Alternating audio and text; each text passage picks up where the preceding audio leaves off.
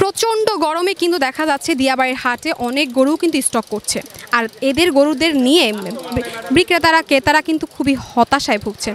যেমন বিক্রেতারা হতাশায় আছেন, তেমন ক্রেতারাও হতাশায় আছেন। দেখতে পাচ্ছেন গরুদের প্রতিনিয়ত স্টক হচ্ছে, তাই গরুদেরকে কিন্তু ঠান্ডা পানি দিয়ে তারা সারাক্ষণ ভিজিয়ে রাখার চেষ্টা করছে, ঠান্ডা রাখার চেষ্টা করছে, সাথে ফ্যানের ব্যবস্থা তারা নিজেরা খরচ করেছে। কিন্তু অনেক গরুই কিন্তু স্টক করেছে আমরা যতটুকু জেনেছি এখন পর্যন্ত।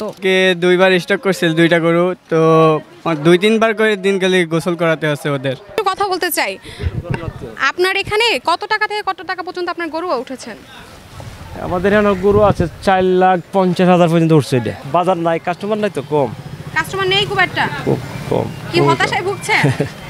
হতাশায় ভুগছি রে বাবা। না আপনাদের মনে হচ্ছে কি স্টল ভাড়াটুকু পর্যন্ত উঠবে না? আশা তো ওটার কিছু আশা রে বাবা। এখন কি অবস্থা, কি মনে হচ্ছে আপনার? তো আসার টাইম আছে না, 2-3 দিন আছে, তো 3 দিন টাইম আছে, 4 দিন টাইম আছে। টাইমে আপনি কি আপনার সবগুলো গরু বিক্রি করতে পারবেন? যদি আল্লাহ মালিকে বেচে চলে যাবো। আর যদি কোনো কারণে আপনার কোনো গরু থেকে যায় তখন আপনার কি করা উচিত? কি করবো, থাক বড়ি, তার ফালানোর জিনিস না, ফালাতে লাগবে। আপনি নিজে ফালতু গরু আছে নাকি সবগুলো কেনা গরু? না ফালা করো, ফালা করো। আচ্ছা আপনি কোথা থেকে এসেছেন? হ্যাঁ, আমাদের বাড়ি হলো ব্রাহ্মণবাড়িয়া। ব্রাহ্মণবাড়িয়া থেকে গরুগুলো নিয়ে এসেছেন। এর পারাম আছে না।